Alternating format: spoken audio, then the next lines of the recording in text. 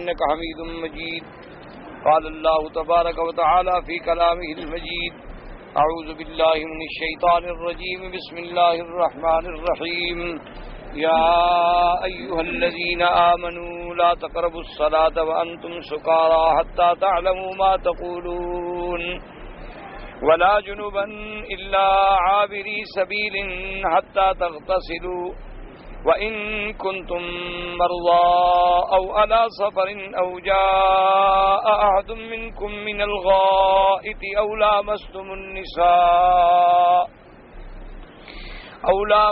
النساء فلم تجدوا ماء فتيمموا صعيدا طيبا فامسحوا بوجوهكم وأيديكم إن الله كان عفوا غفورا. قال المؤلف والمفسر رحمه الله تعالى: وقوله تبارك وتعالى: ولا جنبا إلا عابري سبيل حتى تغتسلوا.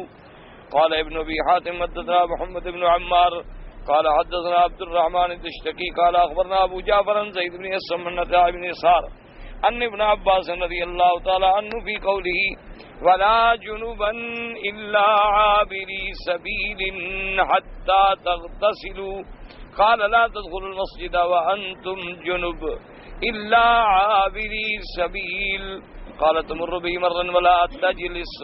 اب مفسر رحمت اللہ علیہ مسئلہ بیان فرما رہے ہیں کہ انسان حالت جنابت میں وہ اس کے لیے شرعاً یہ حکم ہے کہ جنوب کی حالت میں وہ مسجد میں داخل نہیں ہو سکتا اور نہ مسجد میں بیٹھ سکتا ہے.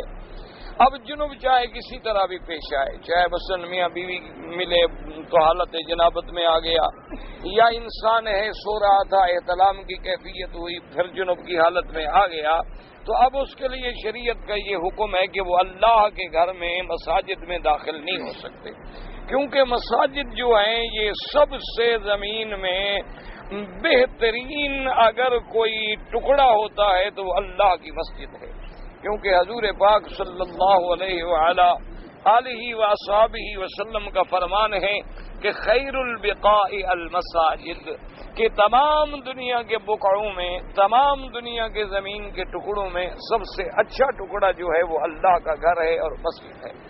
اور فرمایا وشر البقاء الاسواق، اور سب سے بری جگہ اگر ہے تو وہ بازار ہے، کیونکہ بازار میں ہر وقت اللہ وہاں فرمائے جھوٹ، فریب، دغا، سود، اس قسم کی حرکات، عورتوں مردوں کا اختلاط، یعنی کئی چیزیں ایسی ہوتی ہیں. اور پھر سب سے بڑی چیز یہ ہے، ایک بات ہمیشہ یاد رکھیں کہ جو چیز اصل کو بھلا دینے والی ہو وہ بہت بری ہوتی ہے. تو انسان کا اصل تعلق جو ہے وہ ہے اللہ کے ساتھ.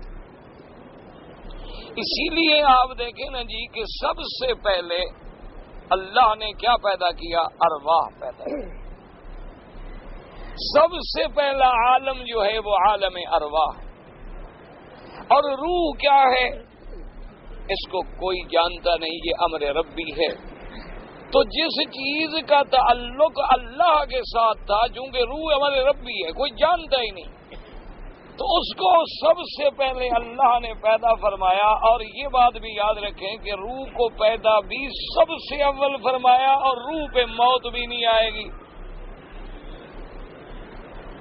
موت کیا ہے؟ موت کا معنی ہے روح کا جسد سے نکل جانا، لیکن روح تو نہیں مر گئی نا. جس جسد سے روح نکل گئی اس جسد پہ حکم موت طاری ہو گیا.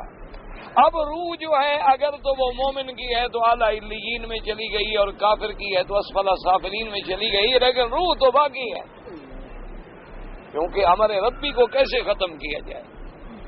اسی لیے علماء کرام، اسی لیے اولیاء کرام، اسی لیے جتنے اہل اللہ ہیں، عباد اللہ الصالحین ہیں، وہ اسی بات پہ زور دیتے ہیں کہ آدمی ہر وقت ذکر کی حالت میں ہو، کہ اس کے دل کا تعلق جو ہے وہ اللہ سے جڑا رہے، کی حال میں وہ غافل نہ ہو. اسی لیے بزرگ کہتے ہیں نا جی کہ ان کا سبق ہوتے ہیں نا کہ بھئی اگر آپ چل رہے ہیں تو کیسے چلیں؟ کہ بھئی آپ کی نظر جو ہے وہ قدم پر ہو، ادھر ادھر ہٹے نہیں، جب ادھر ادھر جائے گی نہیں تو بھٹکے گی نہیں، نظر محفوظ ہو گئی۔ اور دوسرا ان کا سبق کیا ہوتا ہے کہ خلوت در انجمن، کہ آپ لاکھوں لوگوں میں بیٹھے ہوئے ہیں، بظاہر وہ ایک جلوت ہے، لیکن تیرے دل کا جو کچھ کنیکشن ہے وہ اپنے اللہ سے جڑا رہے، اس میں کمی نہ آئے، اس میں تعلق کے اندر کمی نہ آئے، کیونکہ جس وقت وہ کمی آتی ہے تو اب شیطان کا قبضہ ہو جاتا ہے دل پر۔ اور یہ صحیح حدیث ہے میرے آقا کی، سرکار مدینہ صلی اللہ علیہ وسلم کی۔ آپ نے فرمایا کہ انسان جب اللہ کے ذکر سے غافل ہوتا ہے تو شیطان جو ہے دل پہ آ کے ڈیرے لگا لیتا ہے، داغ لگاتا ہے، نقط لگاتا ہے، زنگ لگ جاتی ہے۔ اور اگر انسان اللہ کا ذکر کرتا ہے تو وہ بھاگ جاتا ہے اور پھر دل جو ہے وہ صاف ہوتا ہے۔ اور دل کی جتنی صفائی ہوتی جائے گی اتنی اللہ کے ساتھ تعلق جڑتا جائے۔ ایک اصولی سی بات یاد رکھیں، آپ دیکھیں نا جی، شیشہ اگر صاف نہ ہو تو آپ کو چہرہ بھی صاف نظر نہیں آئے، یہ قاعدہ۔ شیشے میں کوئی آپ داغ ڈال دیں، کوئی آپ لکیریں لگا دیں، کوئی سیاہی ڈال دیں، پھر آپ سامنے کھڑے ہو جائیں تو آپ کو اپنے خطوط واضح نظر نہیں آتے۔ اسی طرح جن کے دل ہمارے چونکہ گندے ہو چکے ہیں تو اللہ کا ذکر جو ہے اور اللہ کا نور جو ہے وہ آتا ہی نہیں۔ اور دوسری بات یہ ہے، یوں سمجھیں کہ جب تک آپ آفتاب کے سامنے نہ ہوں پھر بھی آپ کا چہرہ نظر نہیں آتا، کہ آپ آفتاب تو شیشہ تو موجود ہے لیکن آپ ادھر کھڑے ہیں پھر بھی نظر نہیں آئے گا۔ تو جب تک ہمارے دل جو ہیں وہ اللہ کے سامنے نہ کیے جائیں تو اللہ کا نور اس میں کیسے اثر کرے؟ ہم نے تو اپنے دلوں کو ٹیڑھا کر دیا، ہم تو غفلتوں میں مبتلا ہو گئے، ہم تو گناہوں میں پھنس گئے۔ تو اس لیے آپ دیکھیں نا کہ آدمی رہتا ہے لیکن اس کی دل کی اصلاح نہیں ہوتی۔ اس لیے علماء کرام جو ہیں، اولیاء عظام جو ہیں، وہ فرماتی ہیں کہ اللہ کا ذکر بھی ہو اور سب سے بڑی چیز جو ہے وہ قلب ہے۔ جب دل کی اصلاح ہوگی تو سارے بدن کی اصلاح ہو جائے گی۔ اس لیے ہمیشہ یاد رکھیں کہ سب سے بڑی چیز کیا ہے؟ عالم روح ہے، عالم ارواح ہے، اور عالم ارواح کو اللہ نے پہلے پیدا کیا اور اسی میں اللہ نے ہم سے عہد لیا، اور اسی عالم ارواح میں انبیاء علیہم الصلاۃ والسلام سے عہد لیا گیا میرے آمنہ کے لال پر ایمان لانے کا اور نصرت کرنے کا اور مدد کرنے کا۔ تو یہ ساری چیزیں جو ہیں، تو اب جناب ذکر اگر نہ ہو، اور ذکر کی جگہ کیا ہے؟ مسجد، کہ فی بیوت اذن اللہ ان ترفع ویذکر فیہا اسمہ، یہ اللہ کے گھر کیوں بنائے گئے کہ اس میں اللہ کا ذکر ہوتا ہے۔ کوئی قرآن پڑھ رہا ہے، کوئی نماز پڑھ رہا ہے، کوئی طواف کر رہا ہے، کوئی آدمی عبادت میں مشغول ہے، کوئی ویسے سبحان اللہ الحمدللہ لا الہ الا اللہ اللہ اکبر کسی ذکر میں مشغول ہے۔ اور جب آدمی اسواق میں آ جاتا ہے تو اب دنیا میں الجھ جاتا ہے، کیونکہ المال والبنون زینت الحیات الدنیا، وہ دنیا کی زینت ہے، اس میں جب الجھ جاتا ہے تو وہ ذکر اللہ سے سلسلہ کٹ جاتا ہے۔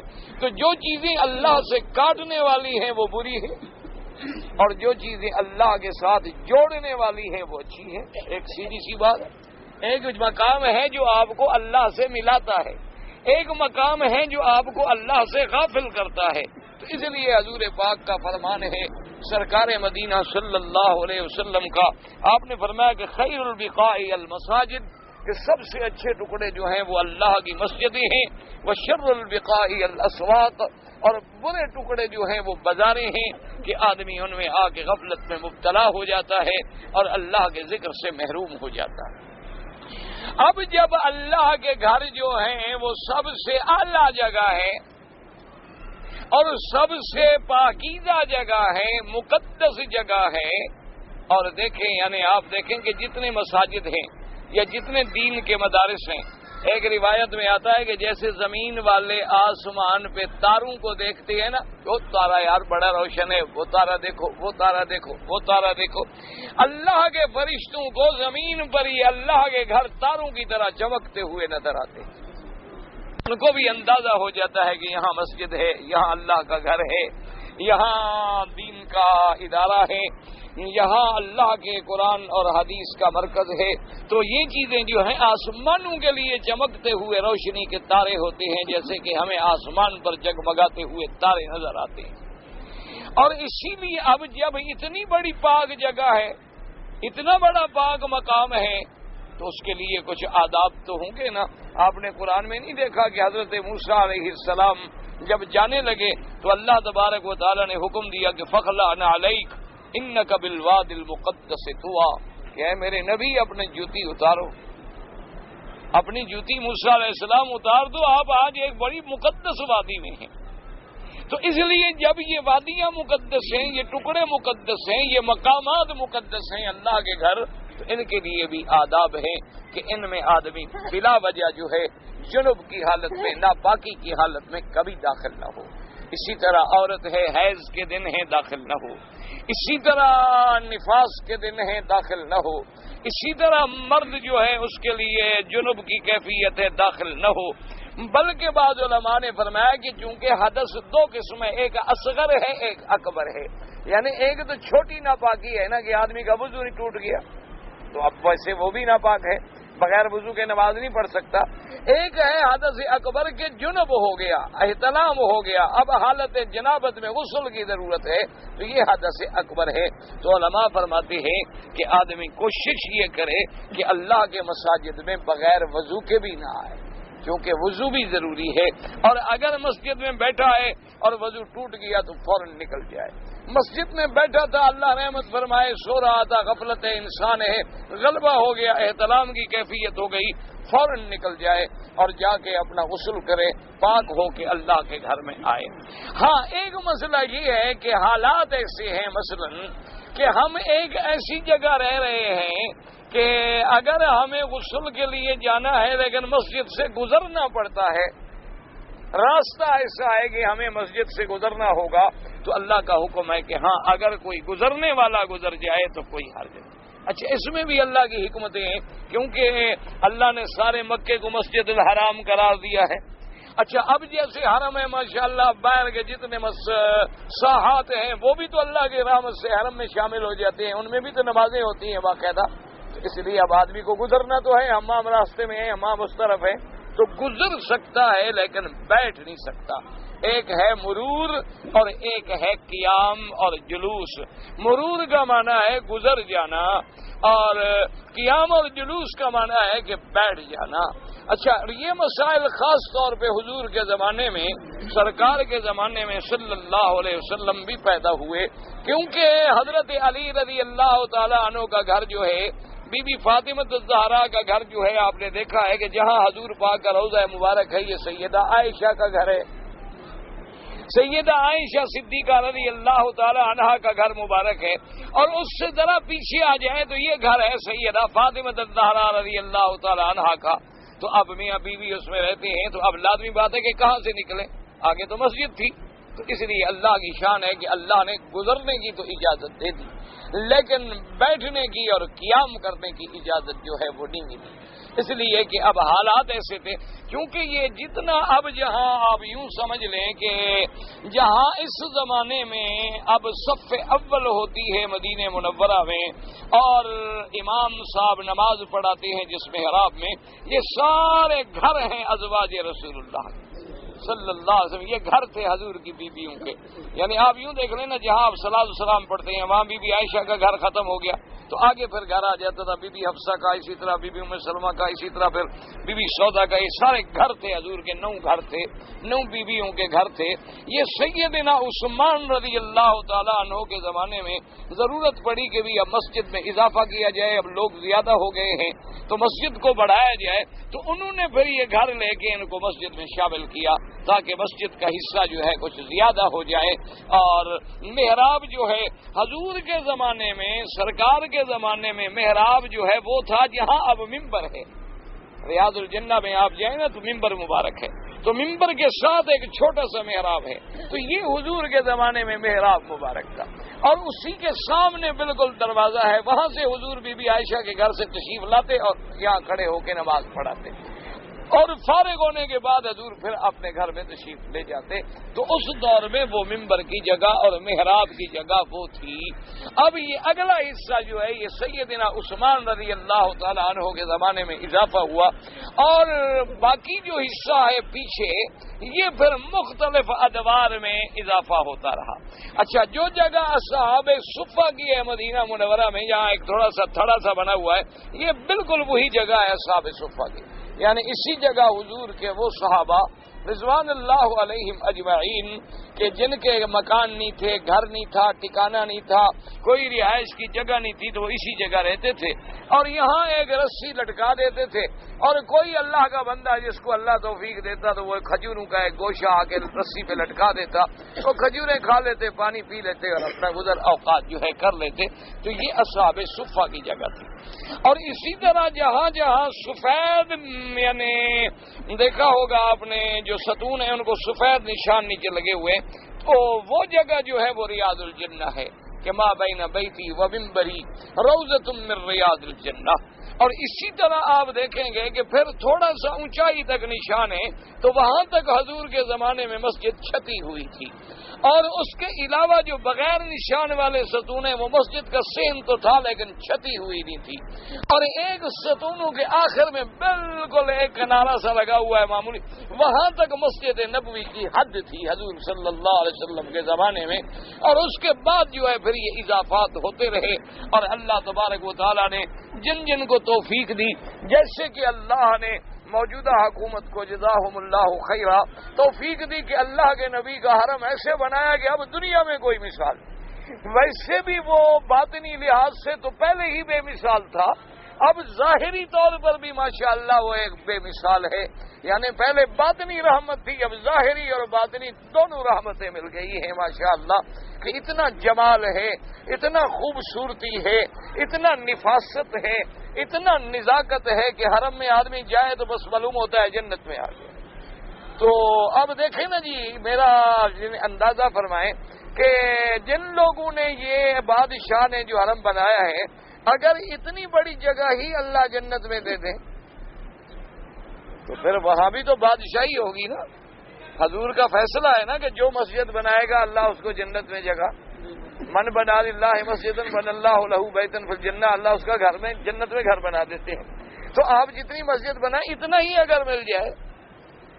اور جنت کی قیمت بھی حضور نے فرمایا کہ موضع صوت احدکم، فرمایا کہ وہاں ایک ہنٹر ہوتا ہے نا ہاتھ میں پکڑنے والا چھوٹی سی لکڑی، اتنی جگہ جو ہے جنت کی، حضور نے فرمایا خیر من الدنیا وما فیہا، کہ ساری دنیا اور اس کی ساری نعمتیں جو ہیں ایک فٹ کی قیمت بھی نہیں بن سکتی.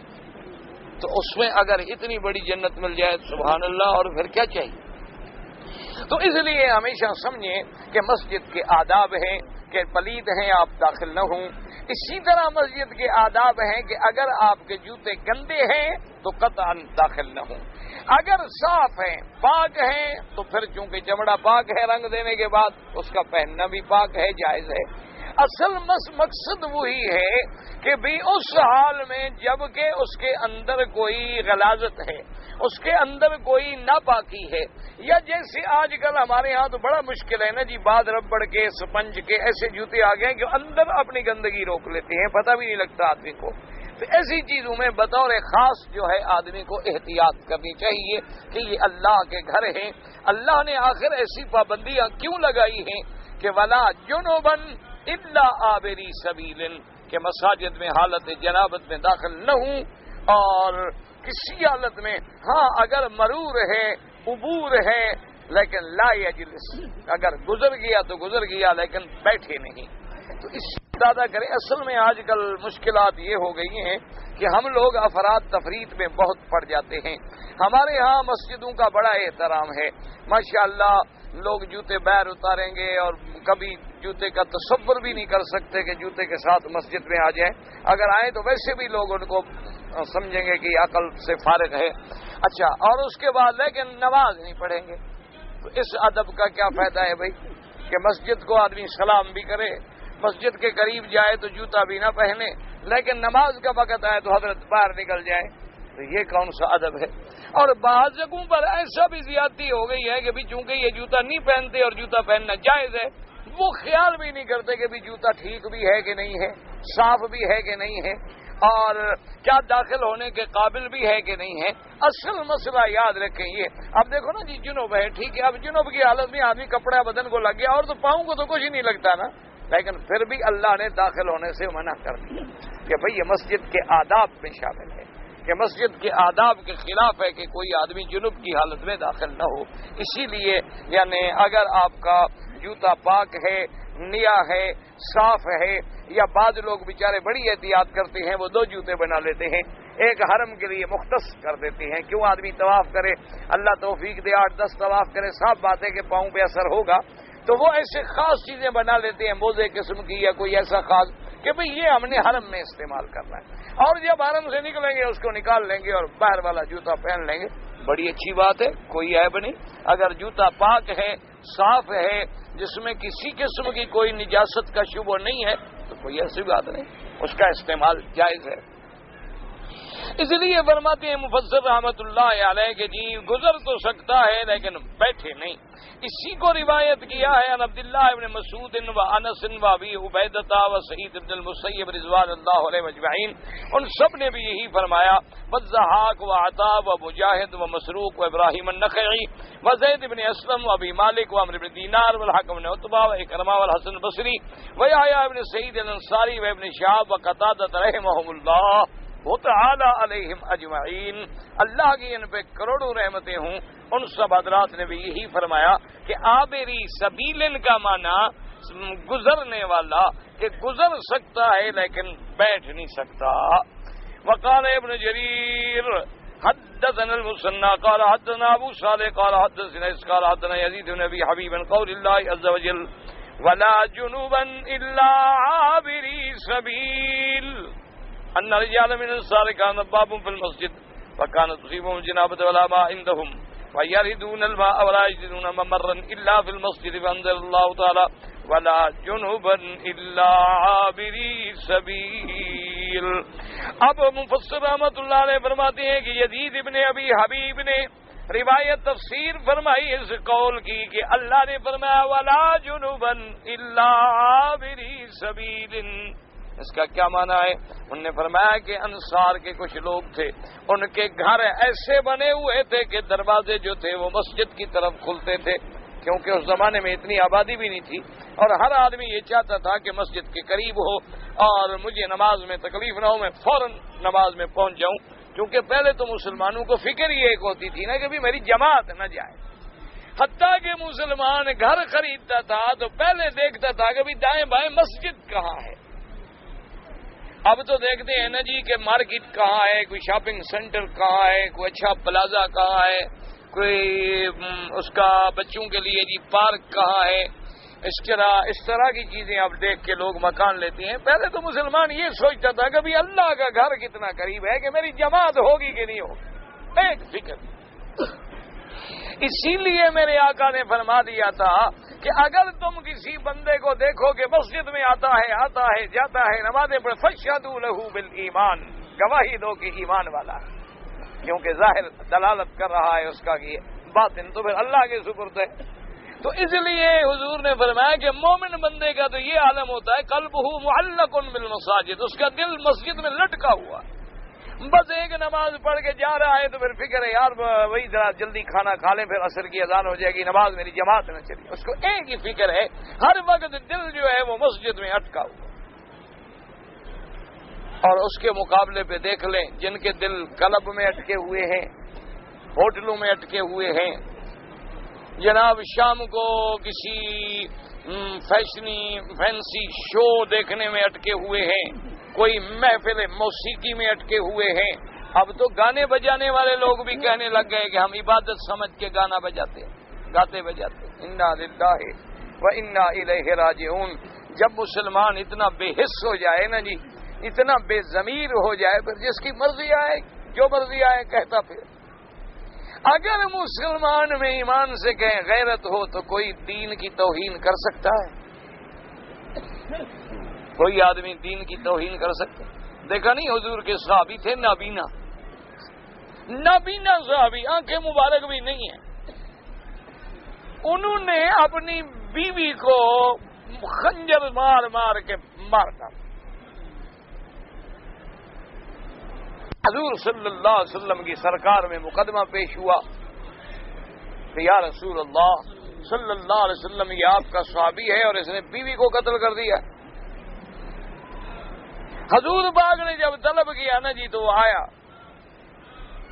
اور اپنے بچے بھی لے آیا حضور کی خدمت میں۔ اس نے کہا کہ یا رسول اللہ صلی اللہ علیہ وسلم، میری نوجوان بیوی ہے اور اس سے مجھے اللہ نے 2 بیٹے ایسے دیے ہیں میرا مدنی باغ جیسے موتی ہوتے، ایسے خوبصورت بچے ہیں، لیکن میرا مدنی وہ تیری گستاخ ہے، میں گستاخی برداشت نہیں کر سکتا، میں نے اپنے بچوں کو یتیم کر دیا، لیکن حضور آپ کی شان میں وہ گستاخی کرتی ہے تو میں کیسے برداشت کروں؟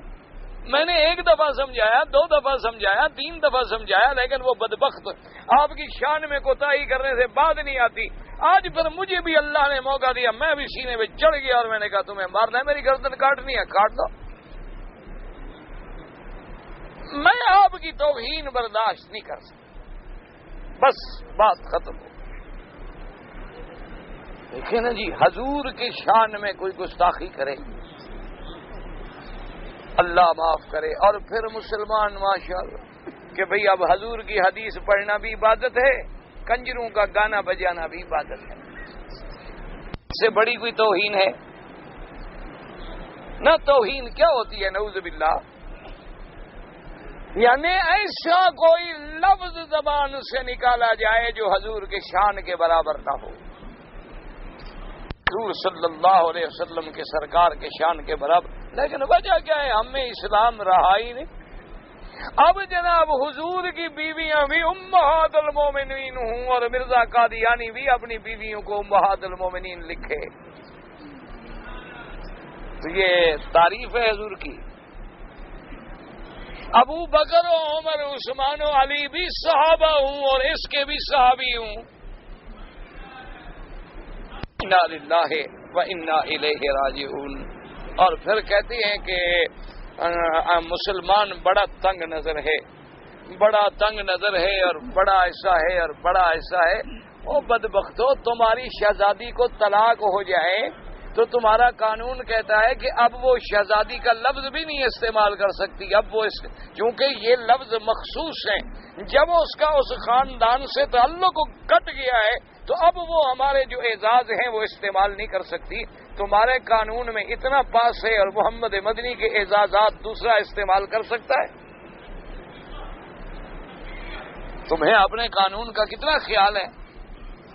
تمہیں اپنے قانون کا ایمان سے کہو۔ آج تم کسی ملک میں چلے جاؤ اور کہو جناب کہ میں وزیر اعظم ہوں، اپنے نام کے ساتھ لکھ لو، کیا خیال ہے انشاءاللہ شام کو یا پاگل خانے یا تھانے، 2 جگہ ہوں گی، یا تو پاگل خانے بھجوا دیں گے کہ بھی اس کا دماغ پھر گیا، پاگل کون ہے، کیسے وزیر اعظم اپنے آپ کو کہتا ہے، یا پھر تھانے بھجوائیں گے کہ جناب ذرا اس کو اچھی طرح ذرا چترول کریں، اس کا دماغ ٹھکانے آ جائے۔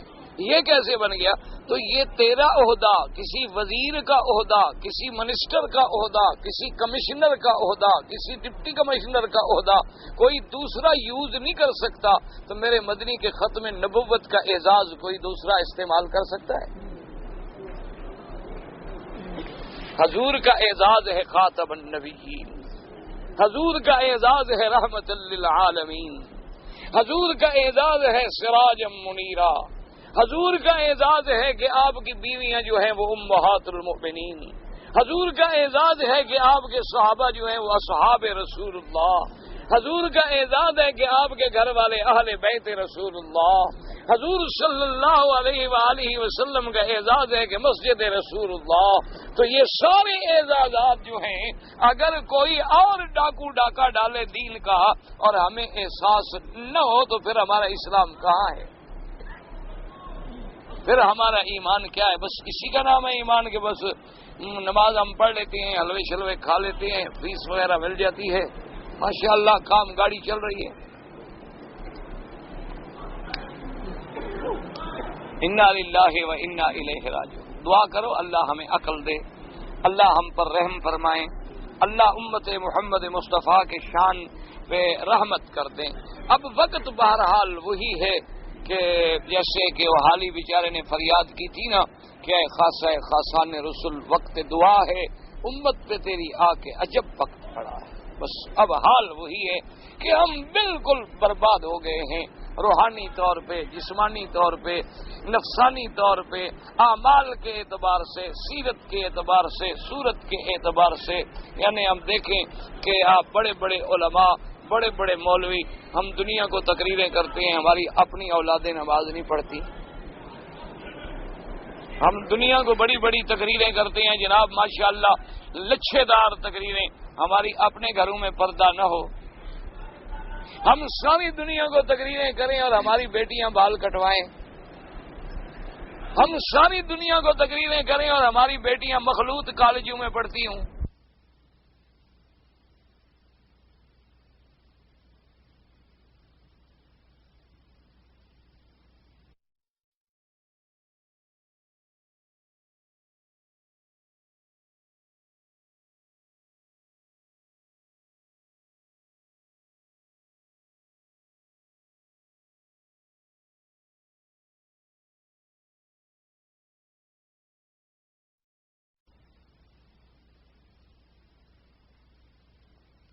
ہماری بیٹیاں جو ہیں شام کو شاپنگ کے لیے علیحدہ جاتی ہوں۔ کبھی خدا کے لیے تھوڑا غور کرو، کہتے ہیں نا جی عورت پہ جی اس کی عصمت دری ہو گئی، اس کو ڈاکہ پڑ گیا، اس کو اٹھا کے لے گئے، اس کو اغوا کر گئے، یا کبھی کبھی آپ اخباروں میں پڑھتے ہیں نا فلاں لڑکی نے لو میرج کر لی اور ماں باپ لڑ رہے ہیں اور فلاں کرے۔ وہ اتنا عرصہ وہ جو عشق فرماتی رہی ہے تو ماں باپ کہاں تھے؟ ایک دن میں تو لو میرج نہیں ہو جاتی نا۔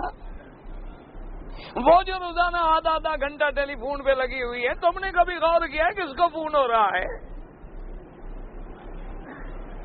وہ جو شام کو نکلتی ہے گھر سے اور رات کو 1:30 بجے آخری فلم کا شو دیکھ کے واپس تشریف لا رہی ہیں، وہ بھی تم نے کبھی غور کیا، پوچھا کہ بیٹی کہاں دیر ہو گئی، کیوں گئی، کس کے ساتھ گئی؟ وہ جو تمہارے یہاں بڑا فیشن ہو گیا کہ یہ مائی فرسٹ کزن اور یہ فلاں کزن اور یہ دوسرا کزن، یہ تیسرا کزن، یہ کزن کا جو قہر خدا کا چھایا ہوا ہے ان کے ساتھ جو پھر رہی ہے، یہ تم نے پوچھا ہے کہ کزن کہاں لے جاتے ہیں آپ کو؟ یا یہ جبریل کا بھائی ہے، فرشتہ ہے؟ جب تم نے اپنی کھیتی کو خود نہیں سنبھالا، اب نکل گئی ہے تو کیوں چیخ رہے ہو؟ اب وہ کسی لڑکے کے ساتھ بھاگ گئی ہے، اس نے فلاں کر لیا ہے، اس نے فلاں کر لیا، اب لعنت بھیجو پر گندی چیز کو کاٹ کے پھینک دو، نام ہی نہ لو، پھر مزید ذلت اور رسوائی کا تاج سر پہ کیوں رکھ رہے ہو؟ جرم ہمارا ہے کہ ہم نے اپنے بچوں کو ابتدا سے نہیں سنبھالا۔ جب تک اپنے بچے کو علماء نے لکھا ہے کہ 3 مہینے کا بچہ عادتیں سیکھنی شروع کرتا ہے، اگر وہاں سے آپ نے سنبھالا تو سنبھل جائے گا، ورنہ پھر نہیں سنبھلے۔ تو جب ہمارا اپنے گھرانے خراب ہیں میرے بھائی، تو پھر صرف تقریروں سے تو کچھ نہیں ہو سکتا۔ سب کہتے ہیں ہر جگہ جی امن، تقریریں سنیں لو، لمبی لمبی تقریر، لیکن ہوگا کیسے؟ امن ہوگا عدل سے، امن ظلم سے کبھی نہیں ہوگا۔ ایک بات یاد رکھ لیں، ہم مولویوں کو بابا سنتا کوئی نہیں، بات ایسی تھی ہمارے تو بس مقدر میں ہے، بس یہ ہمیں یقین ہے اس کی رحمت پر کہ ہمیں کہنے کا ثواب دے گا، ورنہ سنتا منتا ہماری کوئی نہیں بات۔ ایک بات ہمیشہ یاد رکھیں، کسی ملک میں آپ امن چاہتے ہیں، عدل کرو، ظلم سے کبھی، ہم کہتے ہیں نہیں دبا دو، دبانے سے کچھ نہیں ہوتا، اینٹی بائیوٹک دے کے زخم کو دبا دو، اندر مادہ موجود ہے، پھر پھٹ جائے گا۔ امن کے ساتھ امن، یہ نہیں ہوتا کہ ایک آدمی نے زیادتی کی، آپ نے آدھا محلہ پکڑ لیا، تو جو مظلوم آپ نے پکڑے ان کی دعائیں بھی دوارش پہ جائیں گی نا، ان کی بد دعائیں جب لگیں گی تو ہمیں سکون کیسے ملے گا؟ اس لیے ایک سیدھی بات ہے کہ امن عدل، میرے ماں نبی نے ایک فیصلہ کر دیا کہ لو ان فاطمہ بنت محمد صلی اللہ علیہ وسلم سرقت اعاذہ اللہ لقطعت یدہا، فرمایا خبردار اگر میری بیٹی نے بھی چوری کی تو میں ہاتھ کاٹوں گا۔ عدل کر لیں، اسلام نافذ کر لیں، اور اس کے بعد دیکھیں کہ امن ہوتا ہے کہ نہیں ہوتا۔ اس کے بعد دیکھیں کہ جناب یہ گولیاں شلیاں کہاں چلی جاتی ہیں۔ آپ ذرا قرآن پر عمل تو کریں، دیکھیں تو صحیح پھر کہ اللہ پاک نقشے کیسے بدلتے ہیں، رحمت کی برساتیں اور جھڑیاں کیسے لگتی ہیں۔ اور اگر ہم اللہ کو نہ مانیں، رسول مدنی کو نہ مانیں، قرآن کو نہ مانیں اور کہیں مسلمان، پھر لوگ مثال دیتے ہیں وہ جی کافروں کے جو ملک ہے ان کو ساتھ تو اللہ کافروں والی ٹریٹمنٹ کرتے ہیں، وہ تو نہیں مانتے۔ بات کو سمجھا کریں، لوگوں کو دھوکا ہوتا ہے کہ یہ دیکھو جی مولوی ہمیں پاگل بناتے ہیں۔ اگر ہم نے خدا کو مان لیا، جو نہیں مانتے ان کے پاس دولت ہے، طاقت ہے، پیسے، بھائی ایک ہے کافر، ایک ہے مسلمان۔ کافر نہ مانے یہ الگ سٹیج ہے، مسلمان کلمہ پڑھ کے غدار بنے یہ الگ سٹیج ہے۔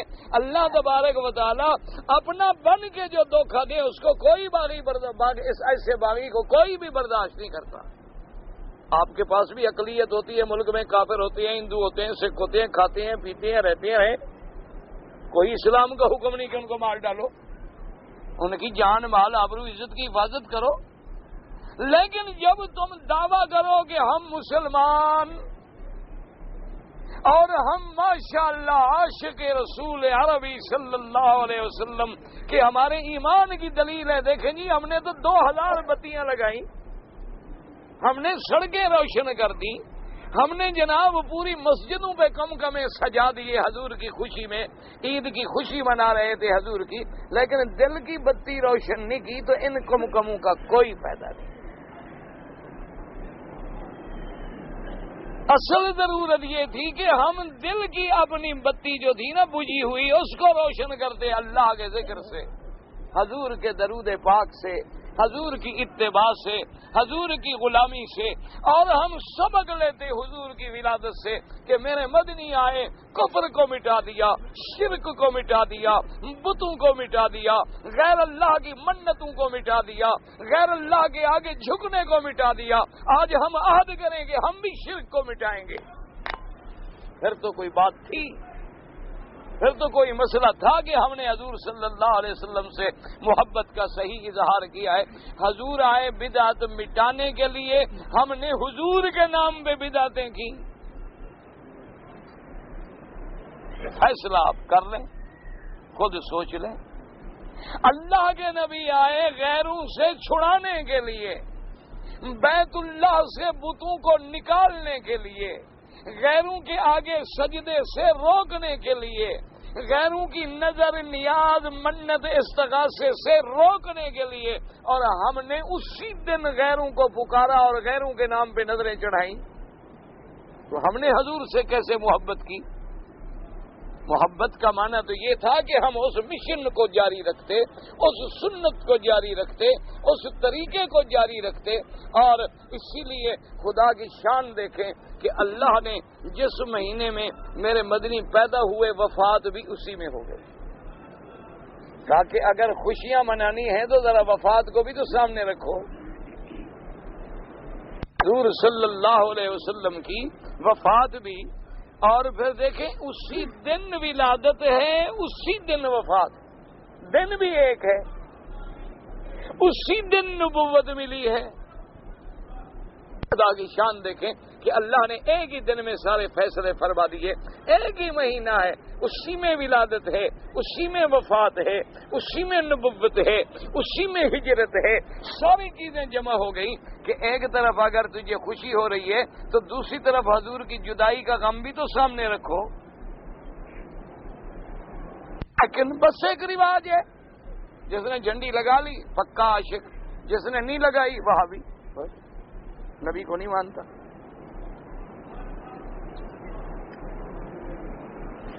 جس نے جناب بغیر وضو کے جھنڈے ونڈے لگاتا رہا اور سارا دن ایسے ویسے نعتیں پڑھتا رہا، اور ایک سارا دن قال قال رسول اللہ صلی اللہ علیہ وسلم حدیث پڑھتا رہا، یہ وہاں بھی۔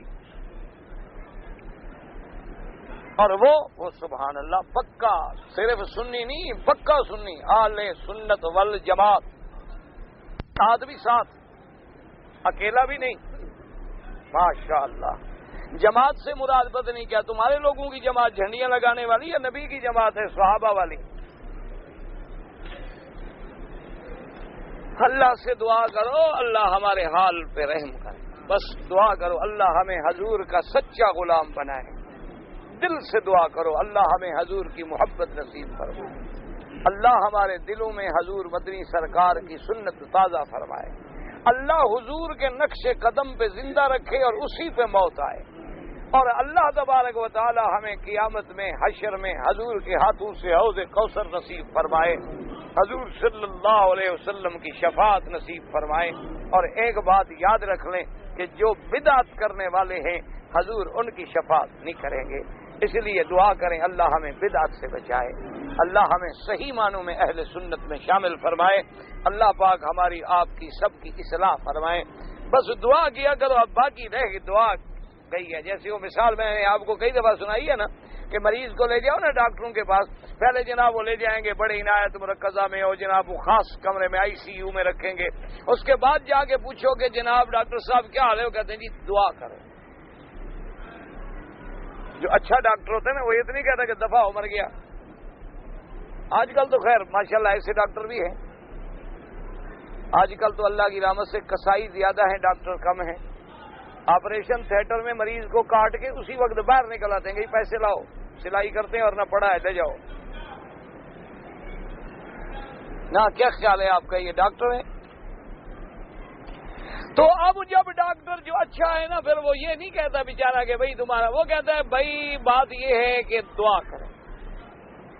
مانا یہ ہوتا ہے کہ اب دوا تو کام نہیں کر رہی، اب ہماری محنت تو ختم ہو گئی ہے. دعا کریں اللہ قادر ہے کہ اس کو پھر زندہ کر دے. ورنہ اب دوا اس لیے اب امت کا جو حال ہے وقت دعا ہے. یعنی اب ہمارا علاج انجیکشن سے آپریشن سے اینٹی بایوٹک سے نہیں ہوتا، نہ مولویوں کی تقریروں سے ہوتا ہے کہ ہم نزا میں پڑے ہیں. بالکل عین اس مقام پہ آ گئے ہیں جس مقام پہ حضور کے آنے سے پہلے تھے کہ وَكُنْتُمْ عَلَى شَفَا حُفْرَةٍ مِّنَ النَّارِ. اللہ فرماتی ہیں کہ تم جہنم کے گڑھے کے بالکل کنارے پہ تھے. فَأَنْقَذَكُم مِّنْهَا. ہم نے اپنا نبی بھیج کے ہدایت دے کے تمہیں اس سے بچایا. اب تو اللہ پھر ہمیں نکال لیں اس گڑھے سے تو وہ قادر ہیں.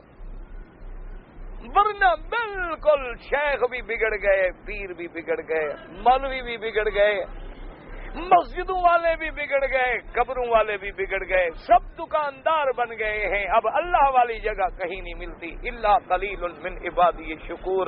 ورنہ اب ہر جگہ کاروباری اڈے ہیں، ٹھیکیداریاں ہیں، ہر جگہ ایجنٹ ہیں. من ترا حاجی بگویم تو مرا حاجی بگو. تم مجھے حاجی صاحب میں تمہیں حاجی صاحب. ایک بزنس ہے، کاروبار ہے، باقاعدہ ہر جگہ ایجنٹ ہیں پھیلے ہوئے ہیں.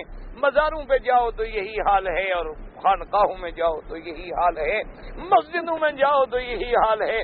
باقی کوئی اللہ والا ہے تو میرے خیال میں وہ اپنا دین بچا کے چھپا ہوا ہے، کہیں ہمیں نظر ہی نہیں آتا. جیسے کہ حضور نے فرمایا تھا نا کہ ایک امت میں وقت آئے گا کہ الرجل یفر بدینہ، اپنے دین کو بچانے کے لیے بھاگ جائے گا، لوگوں سے علیحدہ ہو جائے گا، پہاڑوں کی چوٹیوں میں چھپ جائے گا، کوئی بکری رکھ لے گا، دودھ پیے گا، کھجوریں کھائے گا، اپنا دین بچا کے علیحدہ بیٹھا رہے گا. اب لوگوں میں رہ کے دین بچانا بڑا مشکل ہو. بس دعا کر دیا کریں اور کوئی علاج نہیں ہے، ایک ہی علاج ہے کہ دعا. اس لیے فرماتی ہیں کہ ان رجالا من الانصار، انصاریوں کے لوگوں کے گھر جو تھے مسجد کی طرف تھے. فکانت تصیبہم الجنابۃ، اگر وہ جنب کی حالت میں ہوتے، ولا ماء عندہم، اور گھروں میں نل ول بھی نہیں تھے، پانی بھی نہیں تھا، لازمی ان کو پانی لانے کے لیے جانا پڑتا تھا. فیردون الماء ولا یجدون ممرا، وہ تاکہ وہ پانی کی جگہ پہ جاتے لیکن کوئی رستہ نہیں تھا، کوئی گزرگاہ نہیں تھی مگر مسجد میں. اللہ پاک نے رعایت فرما دی کہ ولا جنبا الا عابری سبیل، جنب کی حالت میں تم رہ تو نہیں سکتے، بیٹھ تو نہیں سکتے، البتہ گزر سکتے ہو.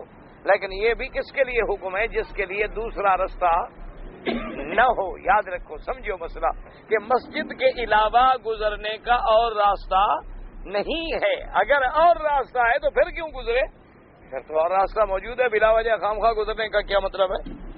اور اس کے بعد فرماتے ہیں شدر سید ما قالہ یزید بن ابی حبیب رحمہ اللہ تعالی وما ثبت فی صحیح البخاری ان رسول اللہ صلی اللہ علیہ وسلم قال صدوق لخوخۃ فی المسجد لا خوخۃ ابی بکر وهذا قالوا في آخر حياته اسلسم علما منه ان ابا بکر رضی اللہ عنہ سيلي الامر بعده ويحتاج الدخول في المسجد كثير من الامور المهمه فيما يصلح للمسلمين فامر سد الابواب الشارعه المسجد الا باب رضي الله عنه ومن روى الا باب علي كما وقع في بعض السنن فهو خطأ والصواب ما ثبت في الصحيح۔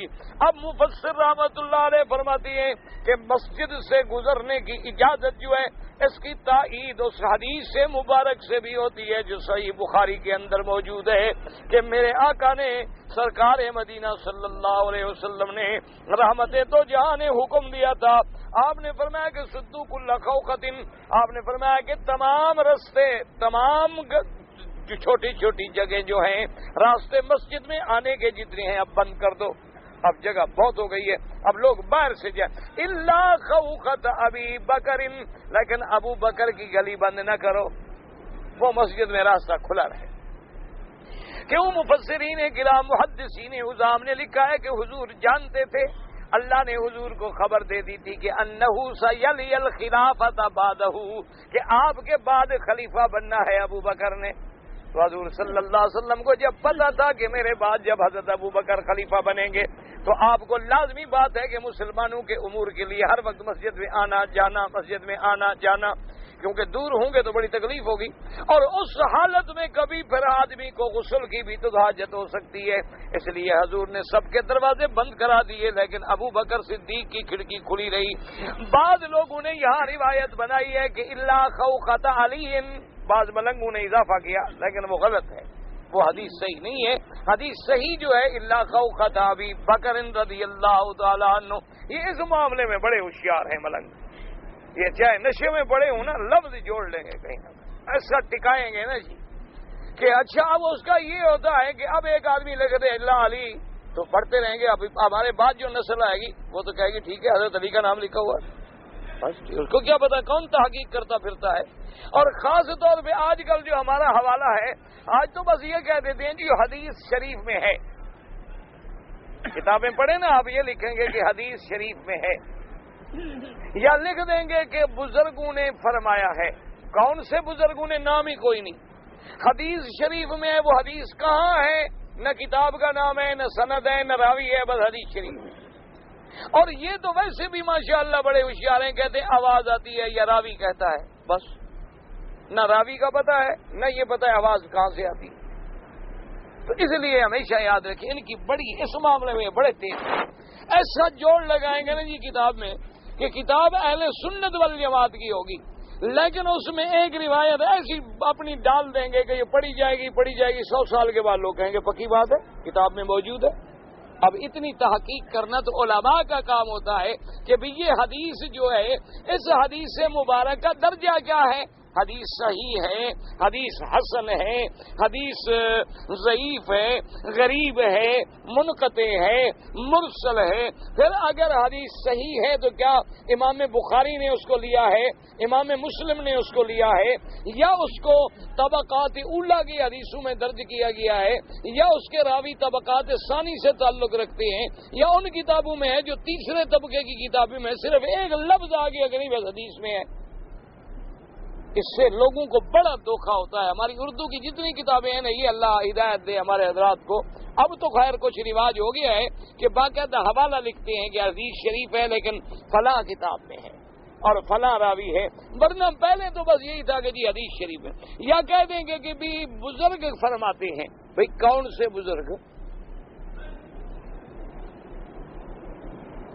جیسے وہ علامہ غالب کی بات مشہور ہے نا، علامہ غالب جو شاعر تھے نا، جب چھوٹا تھا بچہ تھا ابھی، تو وہ گلی میں گلی ڈنڈا کھیل رہے تھے، بچے کھیلتے ہیں نا، تو وہاں سے ایک آدمی جو گزرا تو دوسرے لڑکے نے روکا اس کو غالب کو اور کہا کہ بھائی خیال رکھنا بزرگ ہے۔ اس نے کہا تو بوڑھا ہے بزرگ تھوڑا ہے۔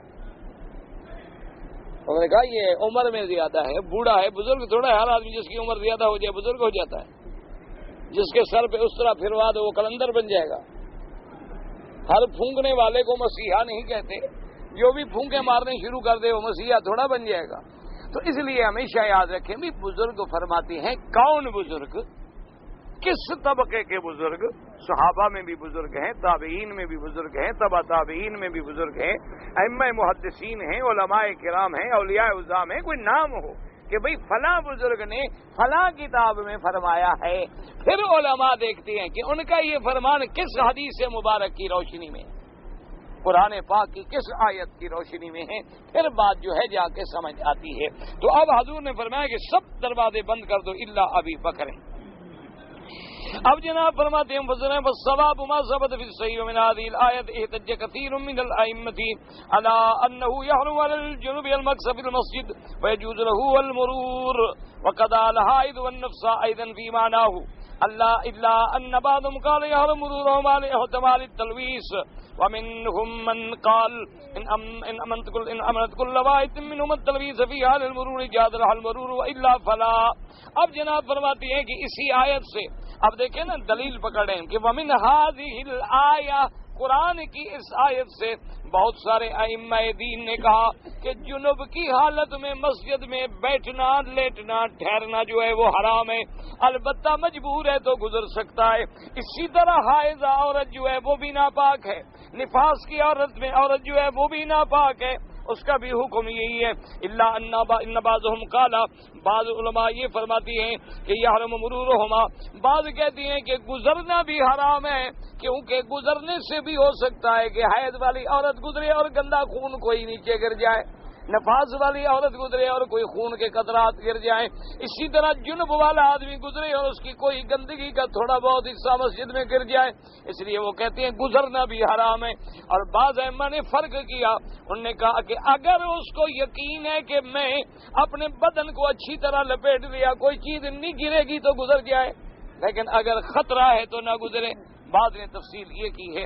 بہرحال فتویٰ اسی پہ آ گیا جمہور کا کہ اگر ضرورت ہے، مجبوری ہے، احتیاط کے ساتھ کہ مسجد گندی نہ ہو، گزر جائے، حالت جنوب میں، حالت حیض میں، حالت نفاس میں وہاں بیٹھنا، ٹھہرنا، سونا جو ہے وہ منع ہے، تاکہ مسجدیں کی حرمت قائم رہے۔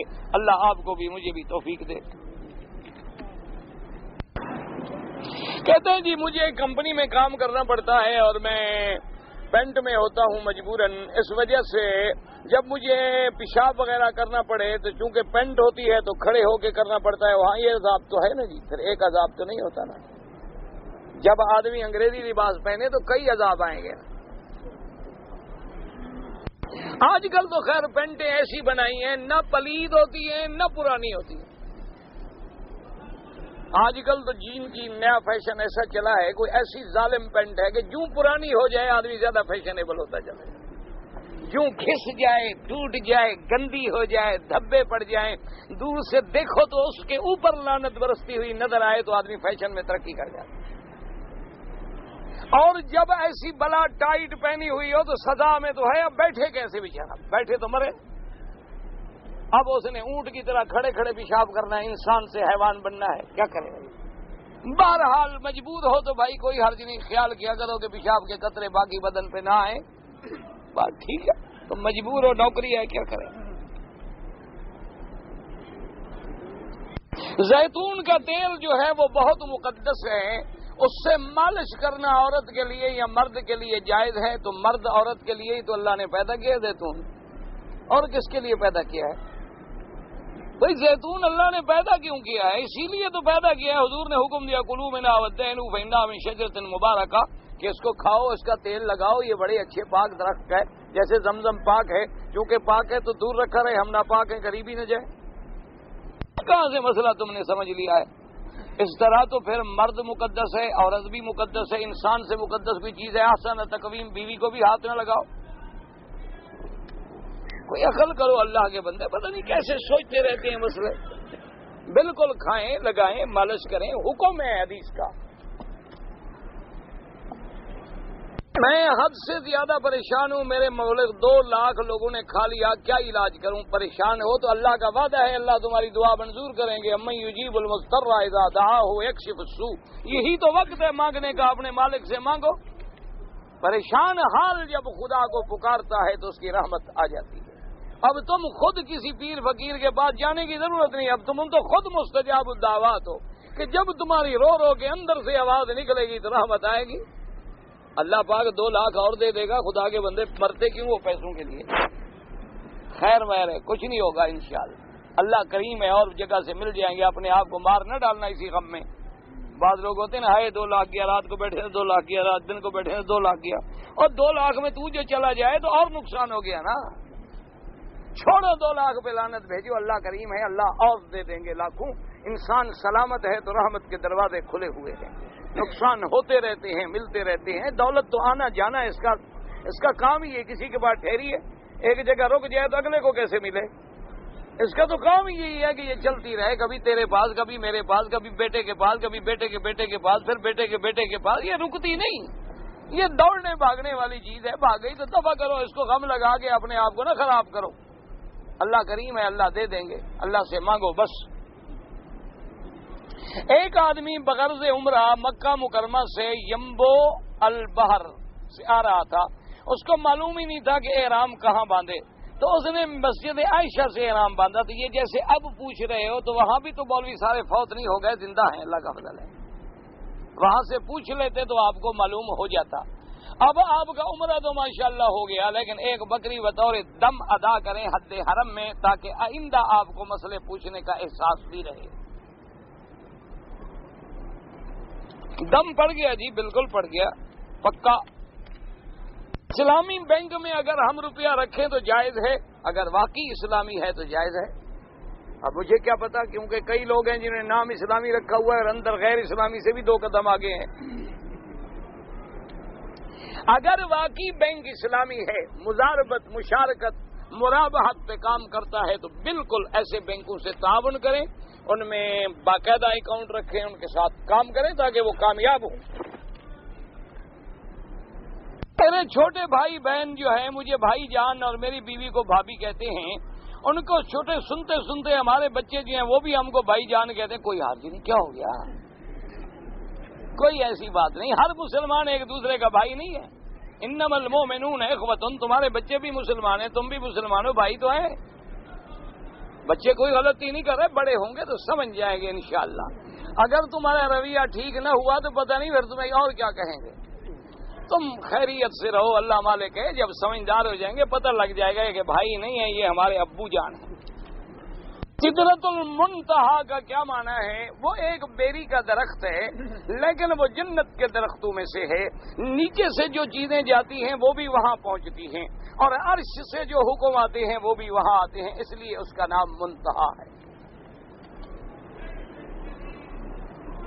کرسی جو ہے عرش کے اوپر ہے، نہیں، عرش کرسی سے اوپر ہے، پہلے کرسی ہے، اس کے بعد پھر عرش ہے۔ تو عرش کے بارے میں اللہ کے قرآن میں بھی موجود ہے، رب العرش العظیم، اور اسی طرح اور بھی آیات موجود ہیں۔ اللہ قلم وہ تو بالکل نیچے ہیں، واللہ تعالی عالم وعلمہ اتم۔ اللہم صلی علی سیدنا محمد وعلی آل سیدنا محمد وبارک وسلم۔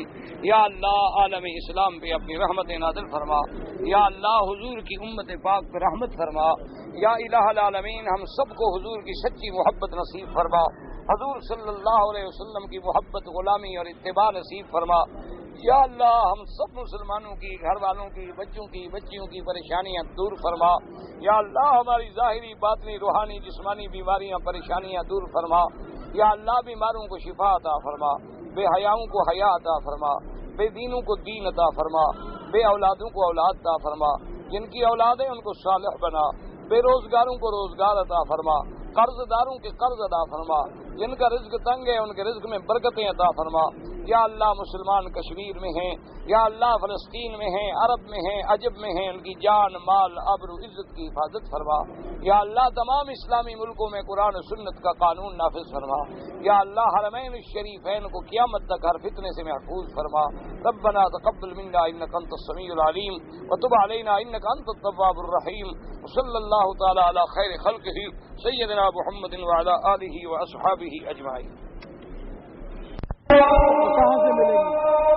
میرے پاس آنا پڑے گا، اگر مجھے سے لینا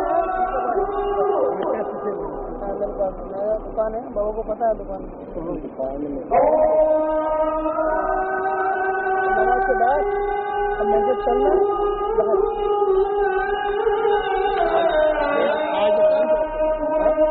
آج کل دے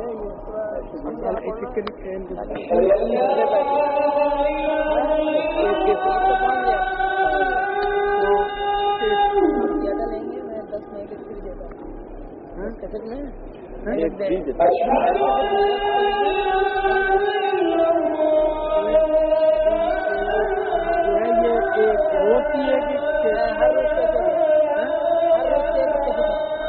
دونوں طرف